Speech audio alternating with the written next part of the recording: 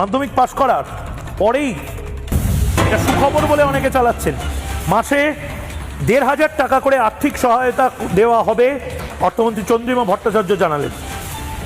নতুন প্রকল্পের নাম বাংলার যুব সাথী। মাধ্যমিক পাশ বেকারদের জন্য মাসিক ভাতার ঘোষণা। ১,৫০০ টাকা করে বেকার ভাতা মাধ্যমিক পাশ করলেই।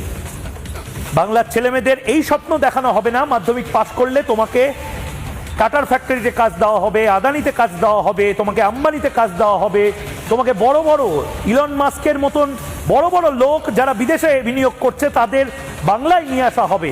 যদি এই সমস্ত কিছু না হয় অন্তত কাশফুলের বালিশের ফ্যাক্টরিতে কাজ দেওয়া হবে।